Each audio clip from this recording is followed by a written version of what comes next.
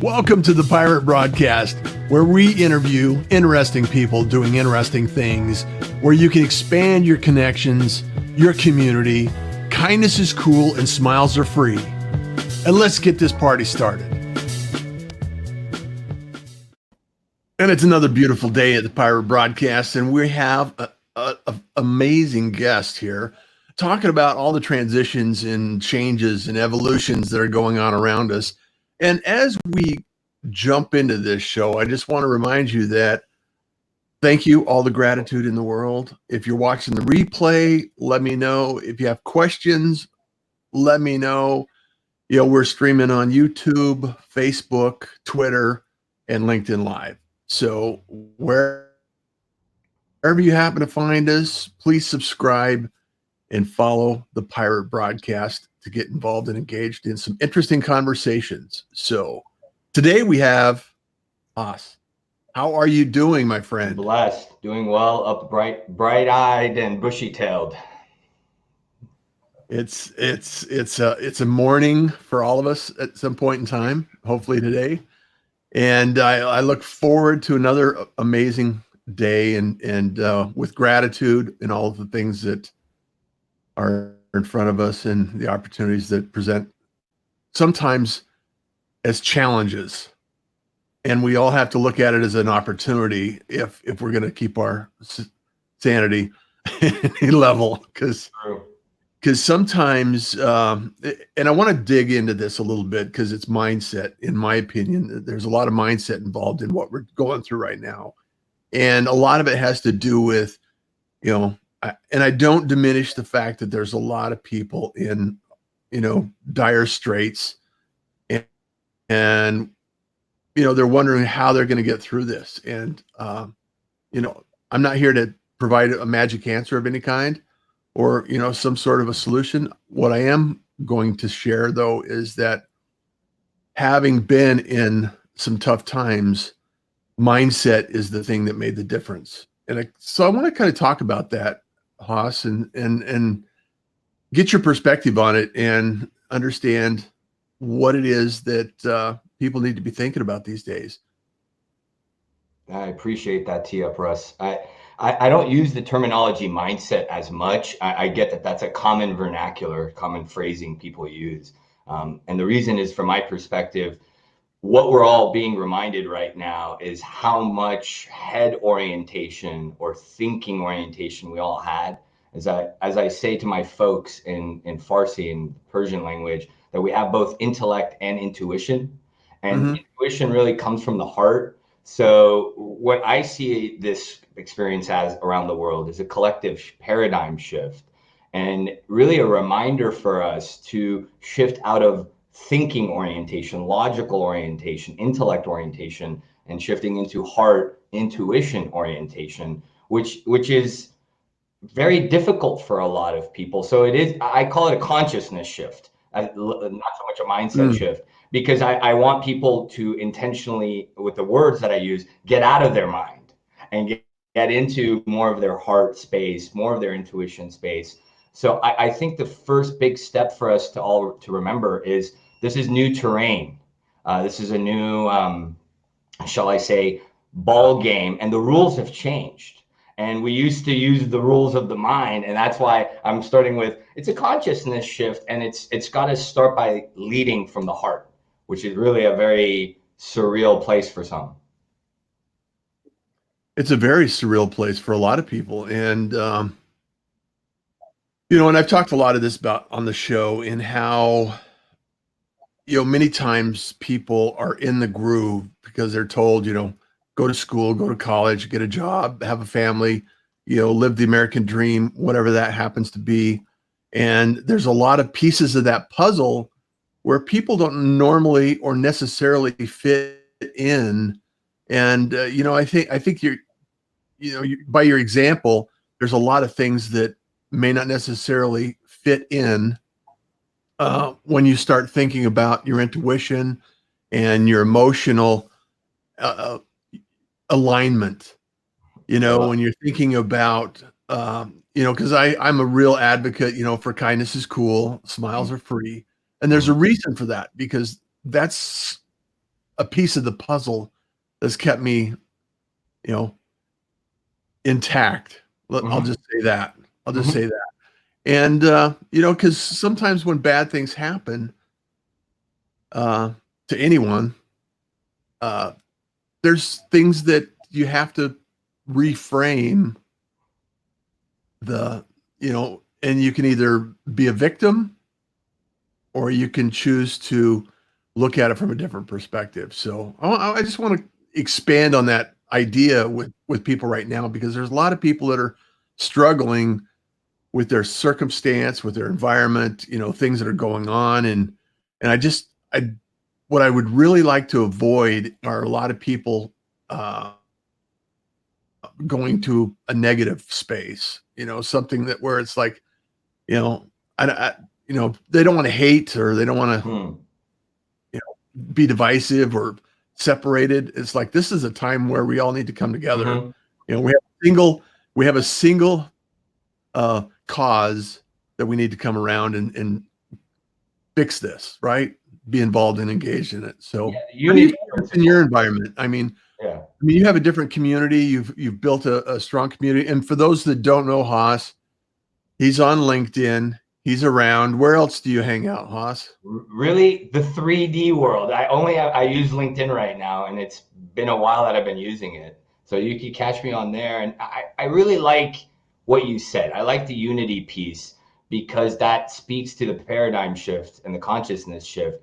Because a lot of us have been in lone wolf syndrome, and Mm, have I think we have to do it as our own. A lot of us leaders, definitely speaking from my own truth, I felt up until recently that I had to do things, I had to get things moving, I had to lead, and we forget that this is a team effort.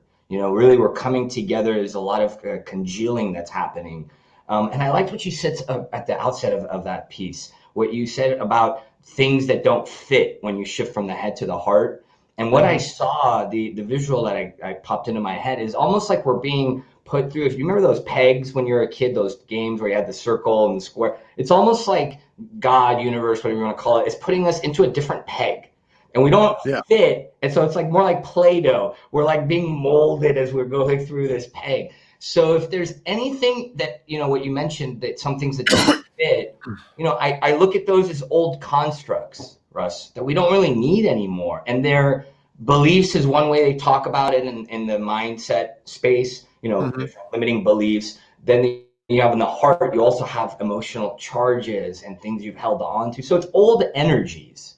And I see it as the things that don't fit are being kind of weaned, squeegeed, whatever you want to call it, or through this peg analogy, they're being taken out of us so that we can evolve, taking off these layers so we can grow and evolve. And one of them is the unity piece. And, as you said some more, I fit into your description of societal conditioning, cultural conditioning. And that was very much what my burnout, what my sabbatical process, the traumas and tragedies that I experienced starting in 2015 through 2018, 2019. That's what Mhm. showed me. I was like, oh, wow. And it was a lot of that, going through the peg.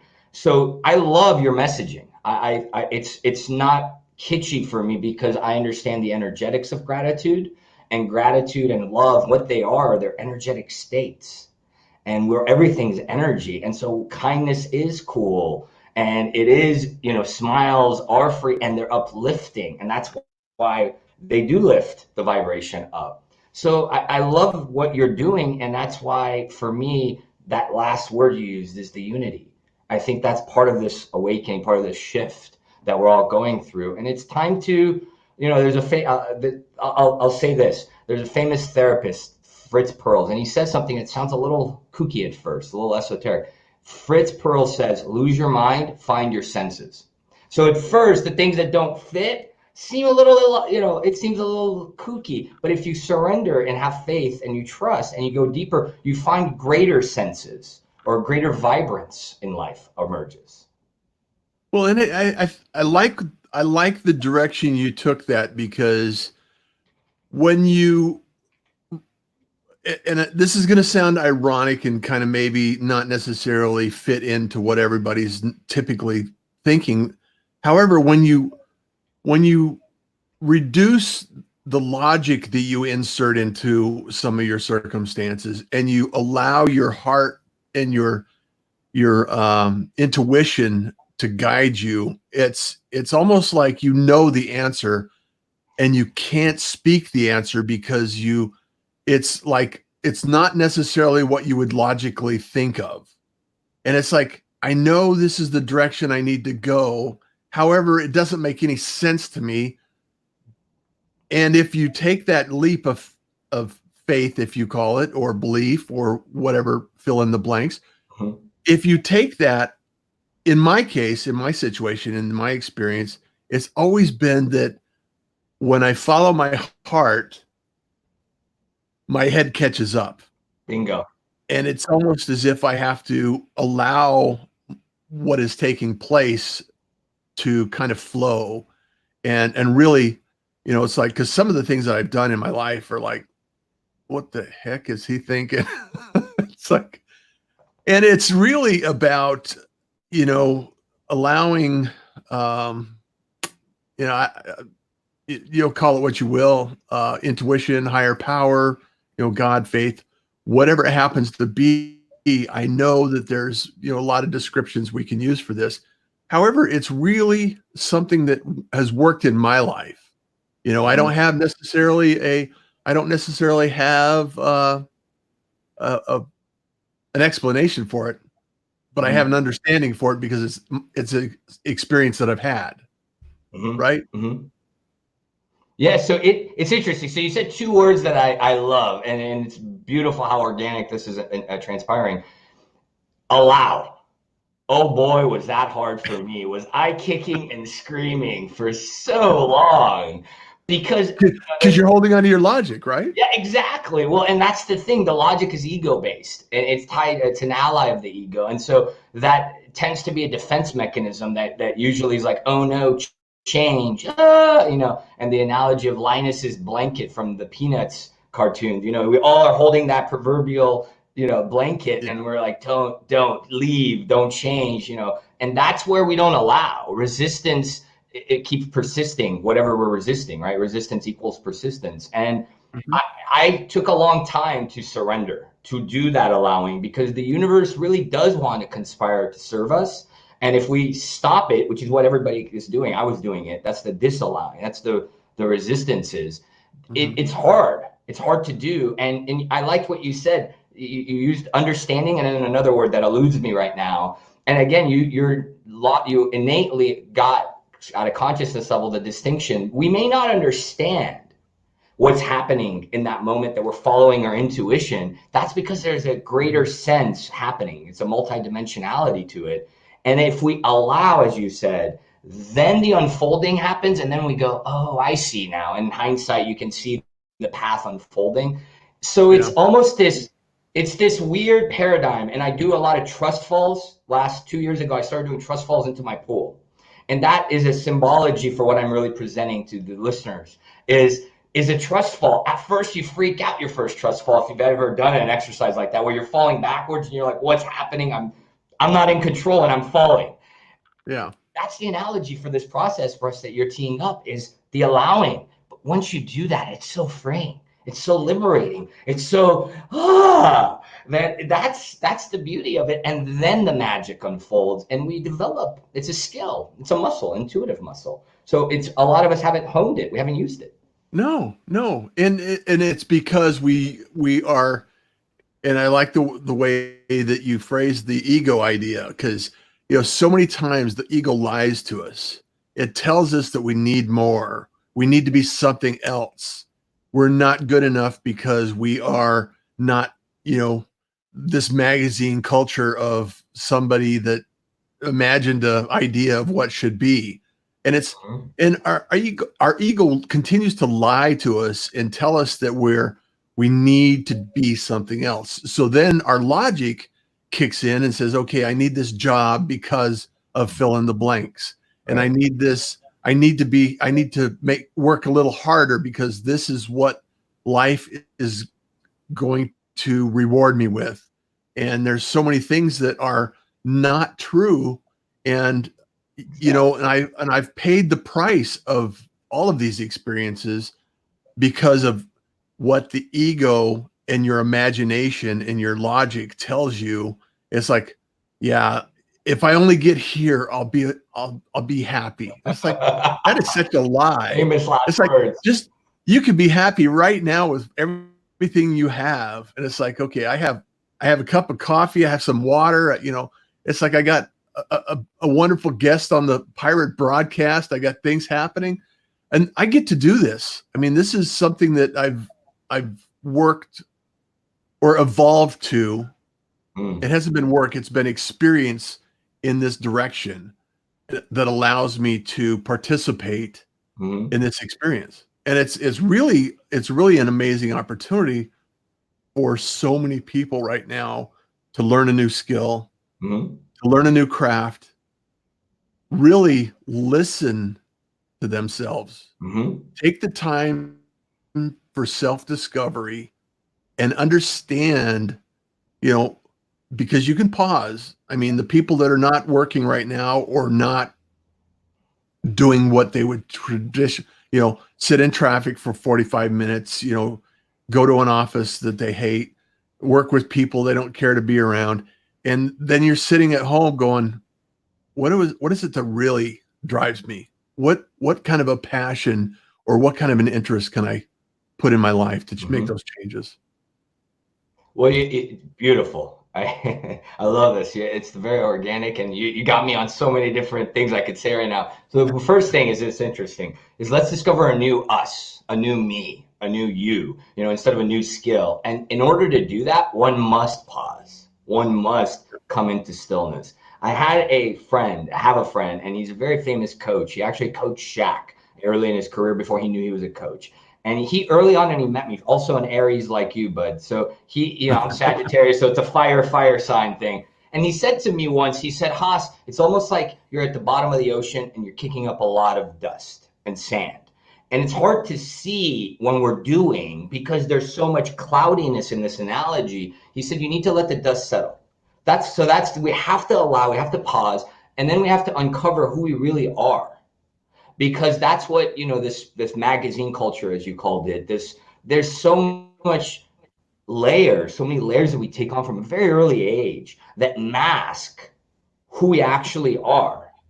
And that masking leads to depression. It leads to loneliness, to anxiety. A lot of the dis-eases are really dis-eases or disconnects from the soul. The camera's this way. So it's because we're here, our soul's out of our body and our body's here. There's a disconnect. And that disconnect is what we're all having a chance to look at and heal.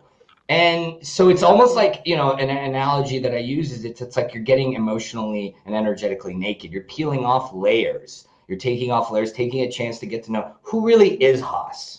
Is Haas all of these conditioned, automatic magazine culture, Persian society, performance culture, legal, business culture background? So who is Haas? And until we pause, until we allow, until we let these layers dissolve and strip off of us. And the last thing on this point is this notion of people think they're happy. People think that, oh, I have guards or boundaries and they're keeping bad things out. They're not. They're actually keeping us blocked in. And so much of our human condition is many of us are disconnected and we're in this dungeon within ourselves. And everybody's looking for connection, and they think by staying within and having these guards up, we're protecting ourselves. We're not. There's a level of this last word, vulnerability, on this piece that is required for us to be willing and vulnerable to allow this process, which at first feels discomfort. There's an uncomfortableness to shifting out of who we thought we were into who we're supposed to be. Oh yeah. Because it's the ego that really binds us to that belief that we need to be somebody else. In a sense, the ego gets a bad rap. The ego is a necessary byproduct of our humanness. It is an ally, and it's like a puppy dog analogy, because it can become like any animal. It can become ferocious if unchecked. So there has to be a friend.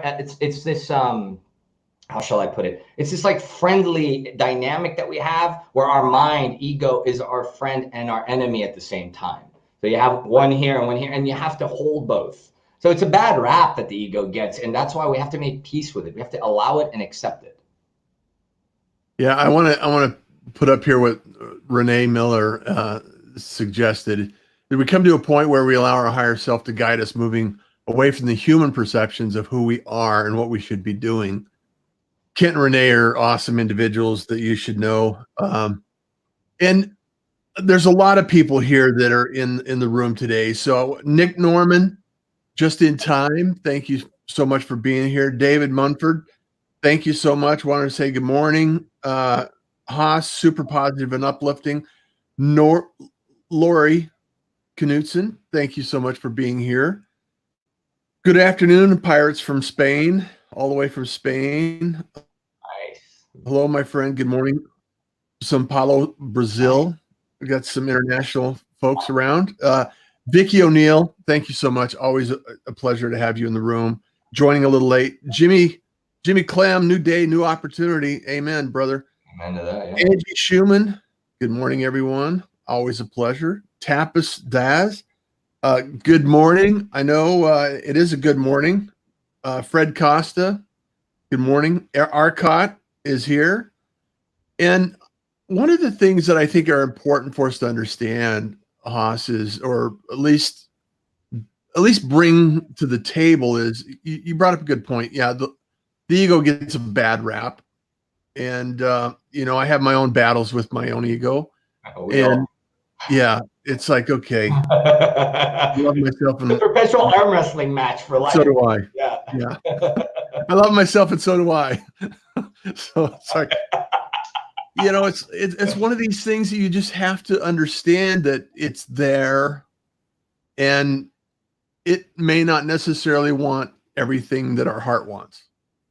It's like the alignment that you're talking about. Where sometimes we get out of alignment, and that's what causes disease. Mm-hmm. It's like thinking one thing and doing another, and it's like, you shouldn't be doing this. It's not what needs to be done, and so it causes conflict. It causes friction, and anytime we have friction, we have things that go, let's just say, out of phase. Off the bend. It's off the tracks, right? Yeah, it's interesting because so much of this at first was a surreal process for me, because this allowing, this surrendering, and what Renee said, the higher perceptions, I had to learn to be the observer, be the human, and then be the soul, and be in both places at one time. And that is a surreal experience. It throws one off at first, and it's an acclimation process. We need to remember also to be gentle on ourselves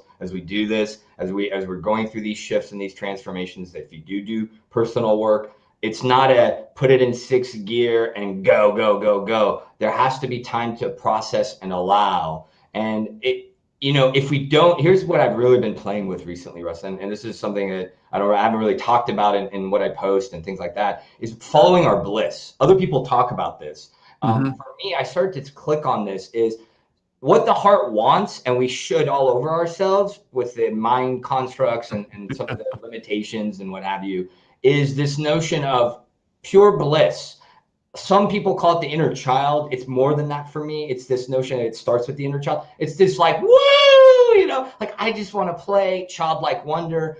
And that, if left to play, is bliss. It's pure joy. It's pure unadulterated love, gratitude. All these frequencies are really one state.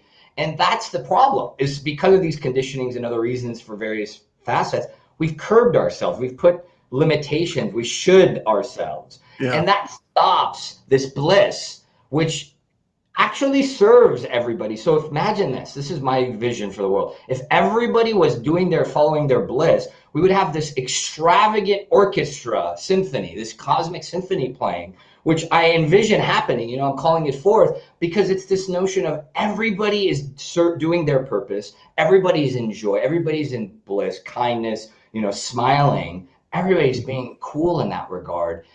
And then everything's going to fall into place. That's utopia. That's heaven on earth. We all think that we need to do something outside of ourselves. No, it's a personal responsibility thing. Go within and play and follow your bliss.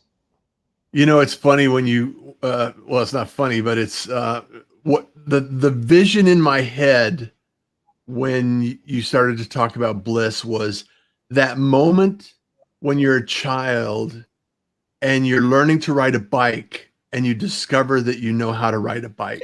Yeah, I love that analogy. Yes. It's Oh like yeah, you're like, that what? moment, Oh yeah. that feeling you have is it's like this cross between accomplishment and freedom. I love that. It's like that whole idea of I have a new skill that I didn't have yesterday. I have a new ability. I have new opportunities. And that's the goal in what a lot of people need to think about or consider when they're going through this process of self-discovery and Yep. allowing change to take place in their life and not necessarily should all of themselves with the logic that they're involved with, right? Yeah, it's beautiful that you said those two words. I heard a song by Alan Watts, ironically, was remixed into this how like music song I Uh-huh. love, and it's be awake and relaxed, and I used two different words, which were it's this feeling of acknowledging that you're accomplishing something, so accomplishment and Uh-huh. freedom.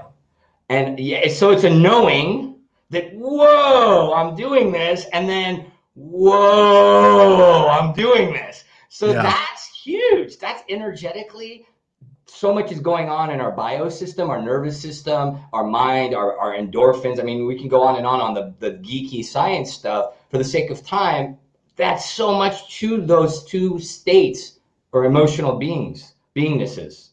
So yeah, I think you hit the nail on the proverbial head. I think that's a great analogy. And that, like riding a bike, we have to get over our fear. It's new. Oh my God, am I gonna fall? No, I'm Yeah. gonna be okay. We have the proverbial cosmic training wheels already put on this cosmic bike. We're not gonna fall. Yeah. Go.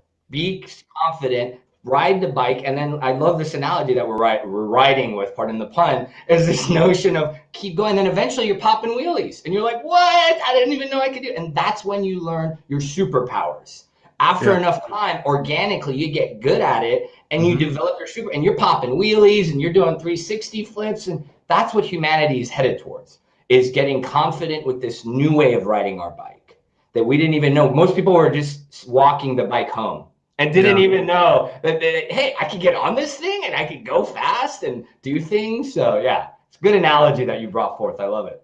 And it's so amazing that there's so many people out there that you know are it's almost a forced discovery process. And like I said at the beginning, we all have a choice between being a victim and understanding that this is an opportunity. And I encourage everyone I talk to, and I try to put this out as much as possible.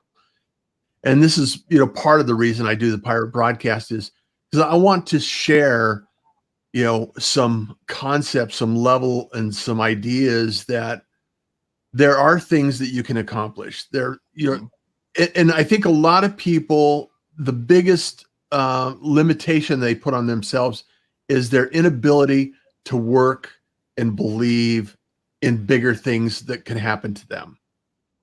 They've put a limit on them, and there is no limit. There Correct. is there is no ceiling that you can't achieve or go past. Mm-hmm. And encouraging this idea that abundance, that you can't run out of abundance. Bingo. You can't run out of ideas. They're going to come and go. Ideas are going to come and go. And I encourage you to take action, because the worst possible thing that can happen to you is that you decide you don't want to do something. You will Yep. never understand that you can't, that it's, if you keep it in your head and don't take any action, you'll never understand how that feels to ride the bike, Mm-hmm. right? Bingo. So go Regret. ride the bike and understand that you can go faster, you can do more, you can go farther.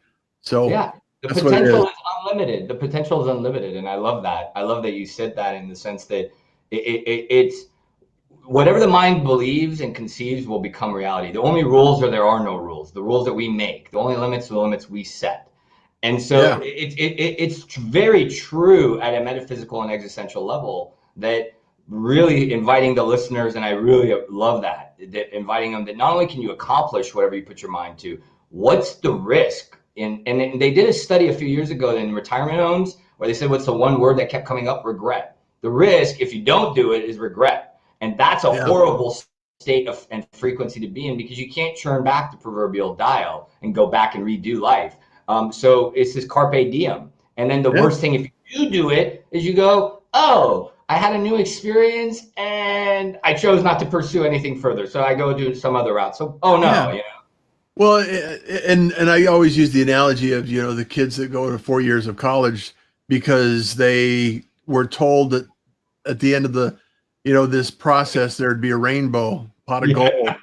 And a pot of gold. And then they go to work and they decide, I can't stand doing this. I don't want to do this. It's like, however, I have all of this burden of, the last 4 years that I have to now pay for. So anyway, Kent says, we understand freedom as a child, but we box ourselves in as adults and we lose the understanding and value of freedom. Yeah. And I think right now we have an opportunity to increase and improve our opportunity for freedom in our life and reduce the complexity and reduce our dependence on material goods and material possessions that are really anchors rather than, wind under our wings. So it's really, so Hass, I know we're wrapping up today, and I appreciate and just acknowledge your time and your wisdom and sharing.